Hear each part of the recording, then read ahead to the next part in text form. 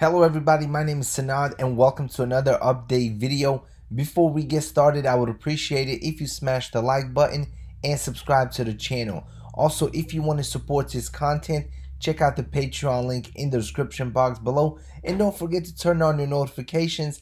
And now let's jump straight into the video. Ukrainian forces were able to shoot down a Russian Eleanor 3 reconnaissance UAV. This happened somewhere in southern Ukraine. And here's some good news. A new military aid package from Spain is on the way to Ukraine. The package includes a battery for the Aspida SAM system, 4 Hawk air defense systems, unspecified number of ATGMs and howitzers, as well as other military equipment. This is equipment that is definitely needed.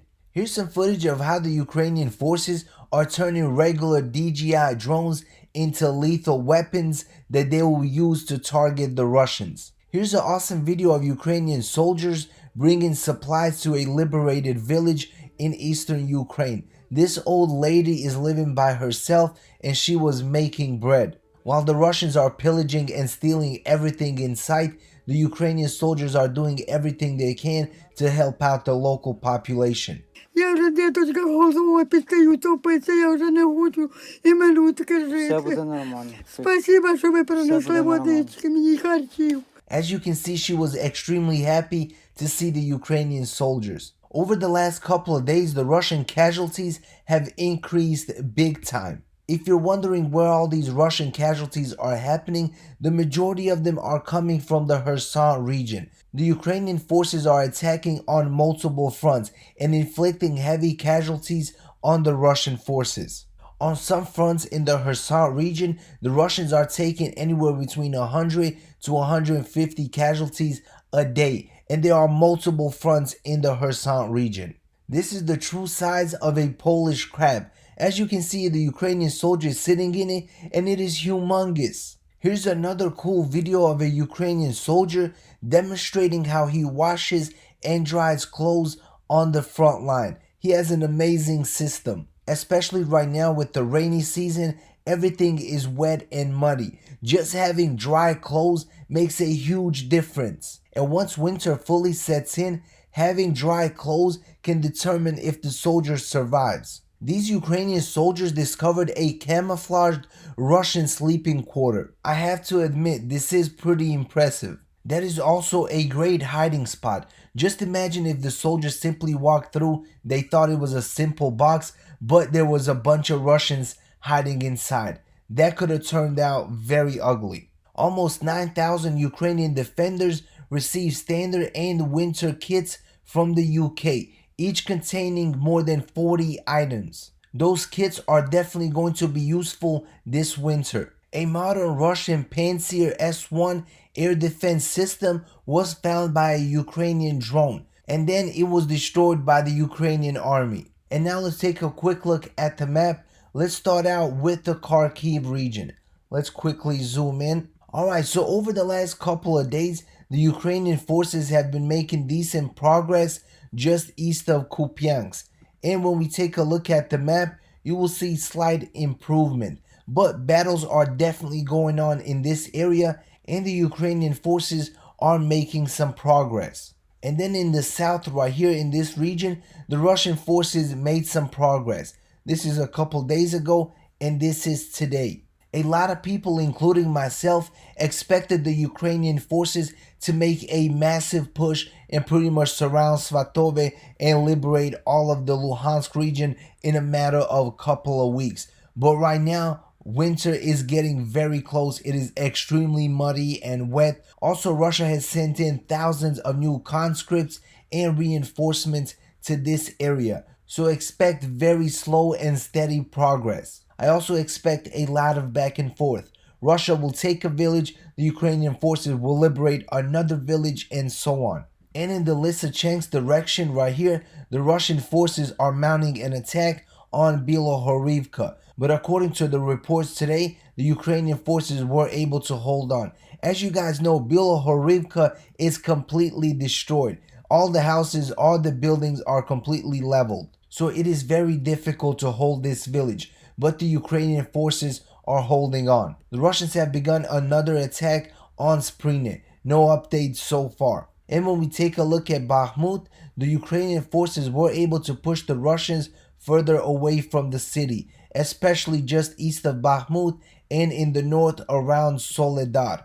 But the Russians are making another push for southern Bakhmut, and this is where the Russians are having the most success. And when we take a look at the map, you will see that they gained some more territory in the south. Here are some photos of the Ukrainian 93rd Mechanized Brigade in Soledar. But the situation in the Bakhmut region is still very difficult. And in the Donetsk area, there are no major updates. But when we zoom into this area right here, where the Russians have recently begun attacking, you will see that Pavlivka is in the green, and there are battles happening inside of the town. There are multiple reports from both sides on who controls this town. The Russians are saying that they control the majority of the town. The Ukrainian forces are saying that it is split half and half for now, and battles are still raging. We will get more information over the next couple of days. And in the Zaporizhia area, there are no major updates. Also in Kherson, no changes to the map. Here are some recently mobilized Russians that were promised 300,000 rubles, and according to this lady, she never promised them anything and they will not be getting paid. This is the type of thing that decreases morale really fast. Here's more Russian mobilized soldiers who staged a protest because they were not being paid as promised. And then Russia deployed more troops in order to disperse the troops that were protesting. Here are some pictures of the 98th Territorial Defense Battalion Azov on the front in the south. The Ukrainian 71st Jagger Brigade, which was formed shortly after the Russian invasion, was part of Ukrainian ground forces, but today they found a new home. The brigade was reassigned under the command of the Ukrainian Air Assault Forces. Here's a Ukrainian soldier firing mortar bombs from a Finnish 120mm heavy mortar. Both were donated to Ukraine by Finland. The Ukrainian forces today destroyed a Russian T-72 tank, an armored personnel carrier, and a Kryazov. And in the Luhansk region, the Ukrainian 25th Airborne Brigade destroyed a Russian BMP with artillery fire. Here's video of a Ukrainian air burst artillery strike on a Russian vehicle, totally destroyed. And just like I've been saying over the last couple of updates, that Russia was looking to rejoin the grain deal.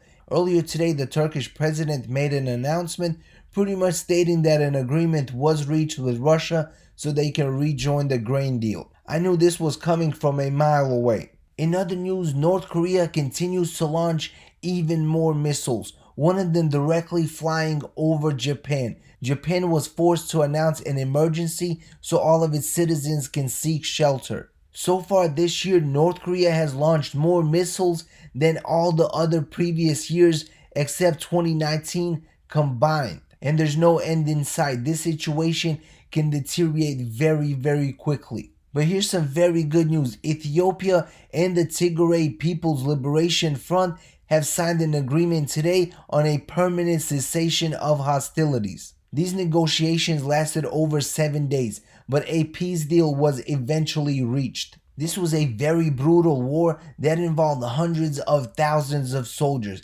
and thousands of civilians have lost their lives. Also, millions are facing starvation and hunger. And I'm super happy that this conflict is finally coming to an end and that a peace agreement was reached. Alright everybody, that concludes this update video. If you enjoyed it, smash the like button and subscribe to the channel. And if you want to support this content, check out the Patreon link in the description box below. And as always, Slava Ukraine. See you in the next video. Peace out.